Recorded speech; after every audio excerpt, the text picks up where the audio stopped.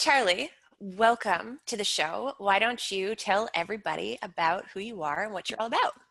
All right, so I'm Charlie Maclean-Bristol from PlanB Consulting. I run a smallish consultancy from Glasgow, mainly on the business continuity and crisis management front.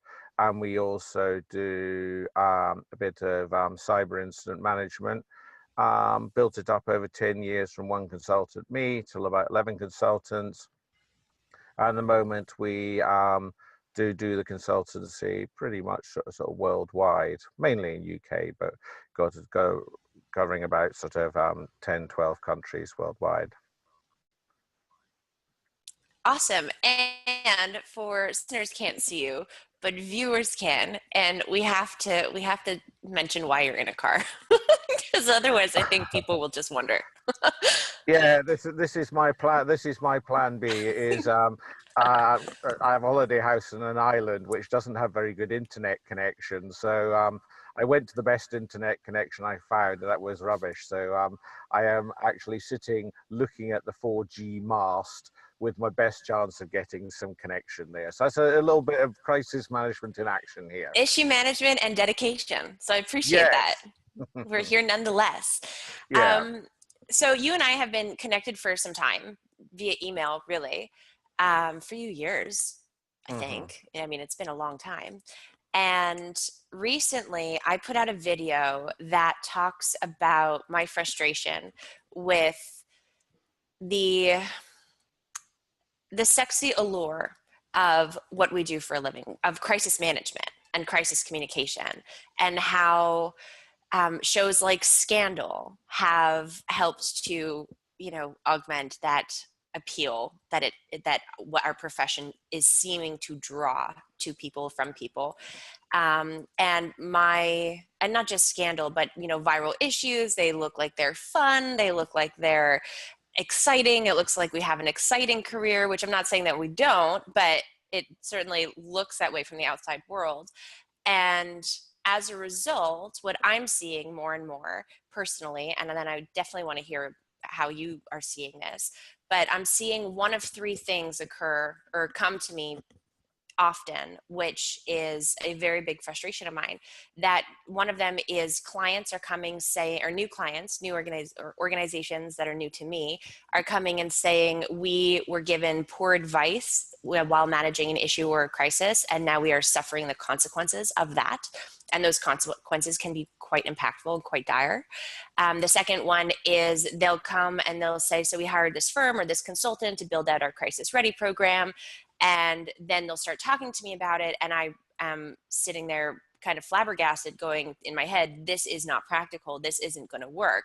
This is missing a whole bunch of very essential pieces that the client doesn't know because that's not their area of expertise. But you and I would know because it is. And then the third one is organizations coming to me and hindering their own crisis readiness and the path towards their crisis readiness because they've had just such a poor experience with other consultants and advisors and organizations or firms in the past that they're apprehensive, and rightfully so, but a disservice to them as a result. So those are my three grievances, and they're my three grievances because it's one thing to think that what we do is exciting and all of that. It's another thing to not realize the risk involved with what we do and the importance of the services that we serve our clients in their most trying of times with the deepest type of impacts, both on people, on business, on reputation, all of the above. So I just kind of want to preface with that, but you and I started chatting about it and thought, what a great conversation to kind of just talk through, because to your point, there is no certification yet. I'm working on it, but there is no certification for becoming crisis management advisor. And I will stop talking now. And I'd love to hear, just kind of open up the discussion with you and hear your perspective and your experience with it. I kind of describe what you're saying is slightly what's I call builders carpenter's syndrome. Is that the fact is that when and the building industry is booming, there are only so many skilled people to go round. So lots of people call themselves carpenters, and they get employed as carpenters, and they begin plain pieces of wood. And it's fairly obvious after a little while that they don't really know much about carpentry. And sometimes the client or the house builder, whatever, needs to keep them in there because they just need bodies. Sometimes they, sack them and say, you don't actually know what you're doing. And I think a little bit the crisis management industry is like this. Perhaps it's booming at the moment because there's lots of good reasons to have crisis management. And I think it then sucks in people who, oh, I could try my hand at this. It doesn't look too complicated. So I think that's I think that's maybe where we're at. The business continuity industry was perhaps booming about 10 years ago, and it sucked in an awful lot of people who are now not there, because the fact is that, they found out they weren't as good as they thought they were. There wasn't enough business. The clients caught them out, and they are no longer there. So I think it's difficult, this one. And I think it's difficult to try and prove, a lot of consultancy is about chemistry between you and your client. And so if they like you and they think you know what you're talking about, then you can kind of quite go a long way even not knowing very much. And that's a sort of difficult one, because I kind of claim to kind of know what I'm doing, but I've been not thrown off jobs, but it came to a fairly abrupt halt, and that's because my chemistry with this particular organization just didn't work. Maybe I wasn't listening, maybe I wasn't doing what I was meant to do, but I've never had before. But sometimes it's about chemistry, and I think it's a difficult one for clients. And one of almost, I think, for clients is you need to be an informed buyer. If you go out and actually know what the buzzwords are, know a little bit about the subject, go on a crisis management course yourself. And then when your consultants can come in, you can quiz them and say, look, you can mention theories, or you can mention key people, or you can mention qualifications, and they can see whether they actually talk about or know what you're talking about, or whether actually they start to stall and bluff the way, and then you can start doing it. So I think, it's a little bit difficult in terms of the client, but I think one of the steps, there was some things to come out of this, is for your clients to be an informed client, so that they can actually go out and understand what they're buying. I think that's one of the first steps. I agree. I think that it's challenging because there aren't many courses, and not just that, but I think that people listening who work for an organization who might own the crisis readiness of that organization and are tasked with hiring an advisor, an outside consultant to come help them prepare it, design it, are probably thinking, but I'm busy and I can't. It's the whole purpose that I'm hiring somebody, Yes. right? So I think it's kind of a hybrid. I think that it's our responsibility, yours and mine, and people like us, professionals like us, to help educate the market, to provide them with resources and information in digestible chunks that are manageable and practical, in a way that they can then take that and feel a little bit more informed and actually be a little bit more informed.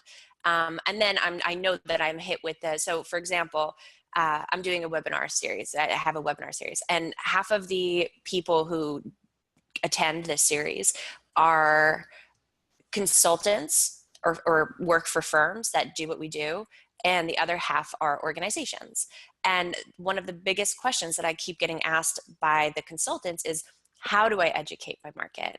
I'm in Spain and nobody understands the necessity for this, or there's a huge gap, and and I know this because when I started, that was exactly my position. Nobody thought that they needed it. And then, Yeah. so I think that it's this constant struggle, but I do believe that it's our responsibility to help inform the market, to help them become more informed buyers in very practical and tactical ways. Yeah, I think just thinking about that, I really think the clever consultants are people like yourselves who put out a lot of stuff out there and share what they know. I think the non-clever consultants are the one who say, "Oh, my IP is all myself, and I'll keep it to myself and not tell anyone."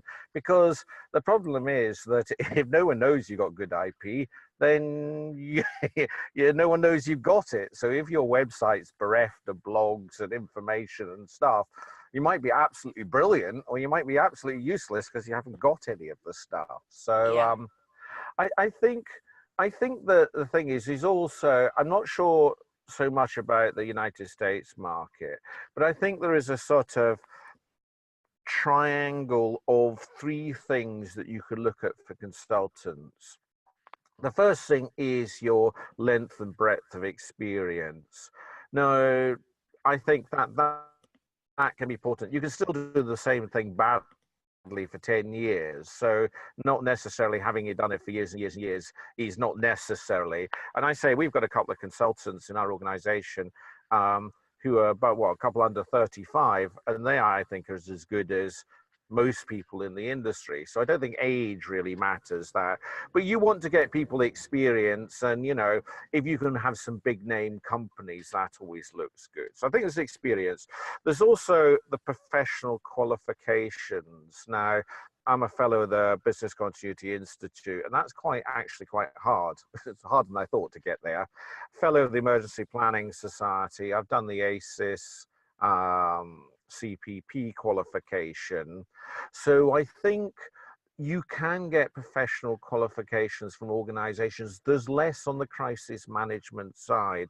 There's, in the UK, is the Institute PR, which I'm sure has a fellow as well. So I think as a buyer, you're looking out for those qualifications. And if I've heard people, "Oh, I don't do qualifications. I don't need qualifications to prove my worth." And you kind of think, well, this is your profession. Do you take it seriously? All right, just because you're a fellow or something doesn't make you brilliant, but it still means you take your profession seriously and you've gone down the effort to do it. I think there's also the academic path as well, where you can do undergraduate degrees, you can do your MSc. There's quite a lot of MScs around in the UK. Disaster management, crisis management, there's lots of them around risk management, and then there's sort of PhDs as well. So I think you ought to have gone some way down some of those roads to do it. And I think, sorry, go ahead. No, continue. And I think there's the last one is, and this is a danger, I think, must, if you get intellectually lazy, and I think you're looking for your consultant to be saying, well, what have you been reading? What's the latest things? What are people talking about? Because these things change in fashions and they change. And I think you want your consultants to be learning, reading. I got a Timothy Coombe book, who's the sort of crisis communications guy, a sort of academic, and I got some case books, and I got his sort of book, which I've been sort of threatening to buy because it's about £70. And I was really excited to get these books, and I actually hid away for a couple of hours just to read them. So, I think you need to be intellectually curious, and I think we have to make sure that we don't get lazy and suddenly say, "Oh yeah, doing the same thing for the last 10 years, punting it out and not really ever changing or thinking about it."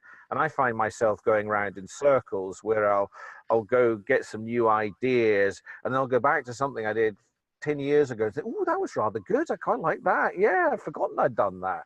And you go around a little bit in circles, but I think you've always got to be constantly inventing, reading, looking at other people's ideas, intellectually curious as well. I agree 100%, especially in this day and age when expectations of stakeholders continue to rise, new challenges with technology, and just, our trends change so quickly, and those trends have an impact. And they have an impact in so many senses, but even just,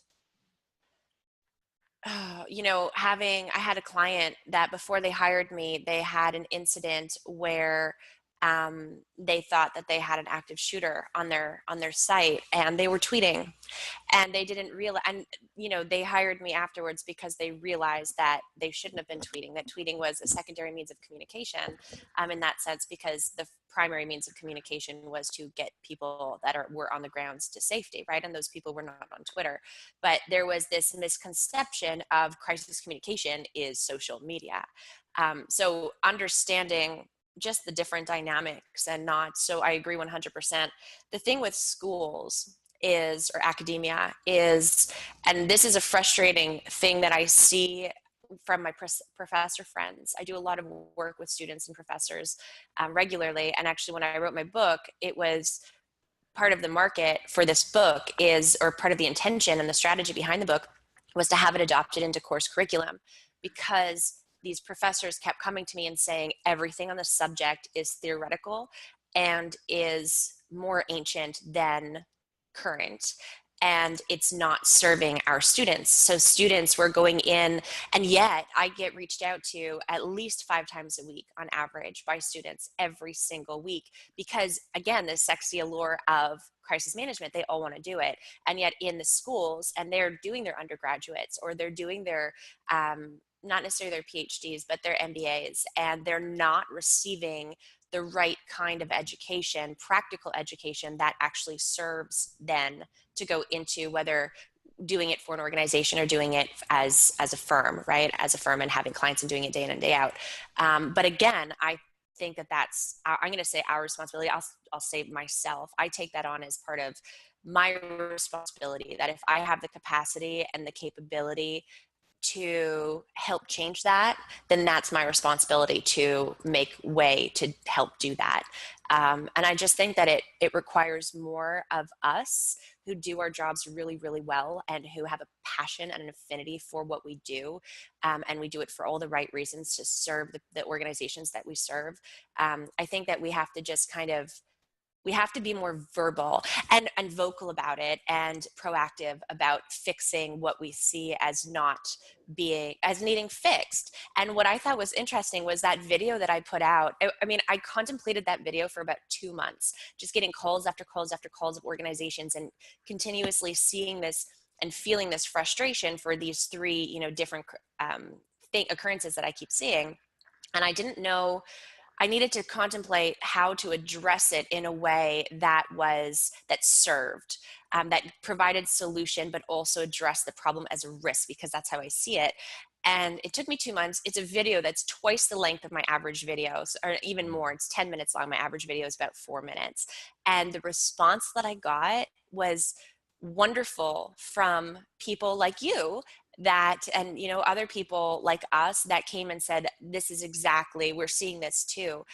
So I think that it is our responsibility to address it, and to provide, to your point, help buyers become informed, and also challenge the status quo that currently exists that just isn't cutting it anymore, in my opinion.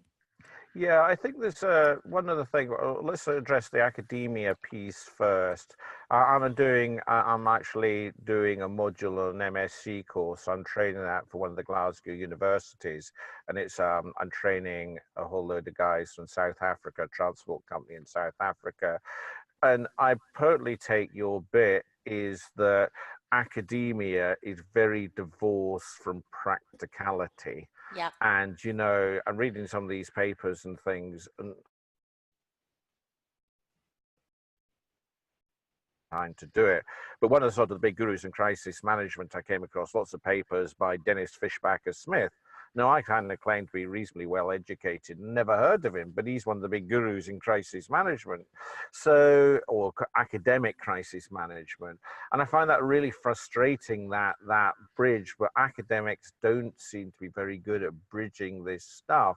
And then what we've got to do is I try and read a reasonable amount of papers and stuff, and then have to kind of interpret it for normal human beings, because if you go and give a senior executive a whole load of theories, they're going to, you'll be out the door pretty quick. You've got to take that academic theory, boil it down to its baseline, and then say, right, you know, if you're doing decision making, this is how to avoid groupthink. And people can understand that, but if you did all the theories round about it, they'll just kind of not do it.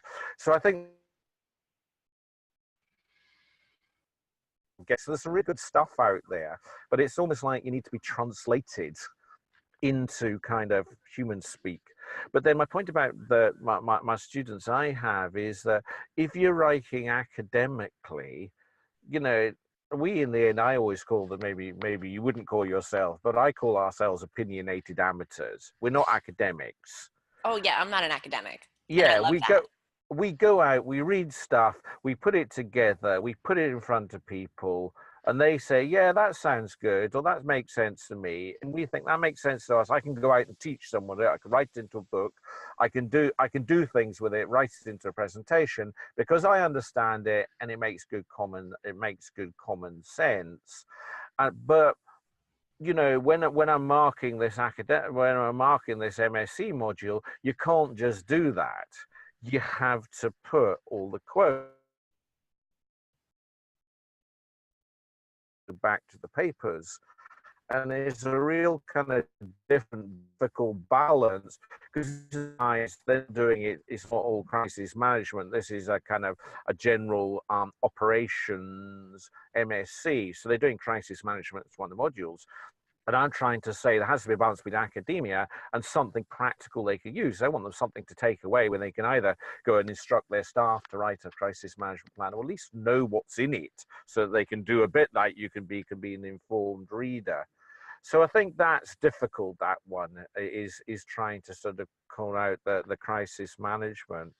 There's also another thing that I think is that we ought to throw into the bit, and I call it the PwC test. And I say there are other big four people, so it's not just PwC. But always I'm a great believer that if you're doing crisis management,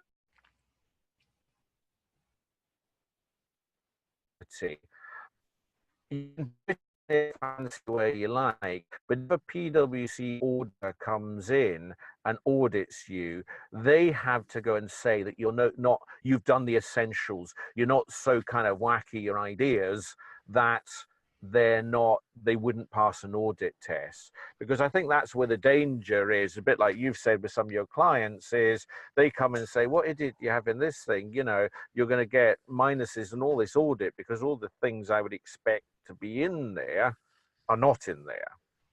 And I think business continuity is maybe a little bit more easier than crisis management because there is an international, an ISO standard for business Yeah, continuity. it's been And there's around good, longer. sorry? It's been around longer, and it's Yeah, more, it's more tangible. it is a lot more tangible. And crisis management is a little bit more of an art. Hmm. So your plan just might be brilliant on the day at advising clients. So, but I think you need to, there needs to be a baseline. And I think crisis management, there's the BS 11300. Have you seen that standard? Nope. There's a crisis management.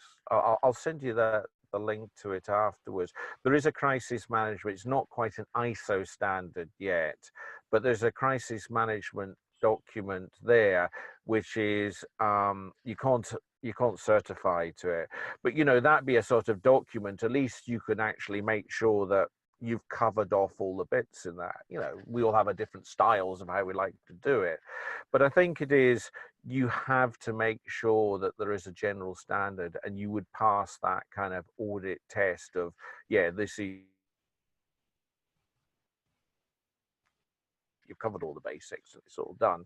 Yeah. Do you sort of write a particular standard, or what sort of, For me, for or not right, academia, deliver, so no, sorry, do you deliver consultancy with a particular standard or particular meet of criteria in mind, or do you have your sort of methodology that you kind of, this I is have what, my methodology that I've yeah, developed over time, that I don't, that I, my approach is more, is very in depth, and mm, it's more in depth than anything I've ever seen by anybody else. who does what I do or attempts to. Yeah. And that's a big reason as to, I mean, even just the book, okay, the book gives it all, but then this webinar series, which I will be turning into as a crisis ready certification course, online course, but that's kind of the point, and it'll be targeted to kind of three buckets of the market, which is academia. So, you know, professors, already the book is being adopted into academia. So this can help professors go a step further with their classes. Um, the, you know, organizations that are tasked with it that can't necessarily, don't have the resources or the buy-in to bring in somebody like me or you. And then consultants to help them better understand, just have a deeper, more effective and valuable process that better serves. Because far too crisis management, I will never use the term crisis management plan. I never use that language. And that's even just that, I use the term crisis ready program. Program is cultural. It's adopted into the culture of the organization. And today, in my opinion, this is the requirement, the baseline requirement, if you're going to be crisis ready. And it's not about having a plan that sits on a shelf anymore. Plans are very siloed and very linear, and they're not practical or effective the way that they need to be. They're great exercises. You need to plan in order to become crisis ready, but solely relying on that plan does a disservice and puts you at a disadvantage. And even just that mindset needs to, and that's simple, right? But then it's about how do you do that? And then that's the whole course and the book and all of that is really helping other people better do this. So it's my methodology that I've developed over time, that's different, and that I believe should be used more widely. I think the other thing that we try and do as good consultants is to know our limitations, to know we've occasionally, because consultants are kindly, especially at the beginning, you're kind of say, yeah, I can do that. What do you want?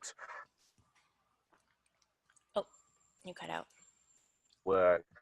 And I think one of the things we've learned is only once or twice, come a cropper on things that are on the edge of our experience, on the edge of our knowledge. And I think a good consultant knows when to walk away. One of the things we won't do, which I think you do, is we don't give advice on the day. So if there is a crisis for our clients, we'll give them advice they want to, but we don't kind of go in there and sit with the crisis team and support them, because I don't really feel for myself that's my sort of core knowledge, and I much prefer the planning and doing that. And I know I'm not brilliant at doing the more kind of under pressure, dealing with the incident, and But that's even just that's really, really great and really strong. And I agree with you 100%. So, and that's one of the things that I said in that video was, if exactly that, own your strengths, know your strengths before you can own your strengths, and then either partner with, so, I use this as an example. I'm a certified media trainer. I choose not to media train my clients. I have wonderful, brilliant professionals that, if I recommend to my clients that they need high stakes media training, I bring them in because they do it day in and day out, and they are far stronger than I am at it, because that's not what I do day in and day out, even though I'm technically certified and I could do it. We have to own our strengths, and we have to, I believe it's our responsibility, and it's the only way to serve. And there is nothing wrong. I think that a part of the misconception just in business in general is people want to do it all. And I've built my business personally and my career off of being extremely niche focused and excelling at what I do, and then having the right collaborations and the right partnerships with people who are as good as me in their area of expertise, and coming together when those times call for it. And that is in service to the client, rather than saying, I'm your one-stop shop. And I think that that's another really, really strong point for both the informed buyer as well as for consultants out there who have this misinterpretation or construed perception that they need to be the all of the above for everything. Yeah. No, I think that's important is to know your limitations, and once or twice in the past got caught out, and then you kind of just live and learn and say, look, don't really do that. So I think that's important. But I think I think I want to come back to that sort of point of this. I put out a little bit of a survey of who they thought were the crisis gurus in UK, and if I was going to the States, I can name people like yourself, like Jim Lewinsky, the Barton and the Finks, and those sort of pieces, the Bernsteins.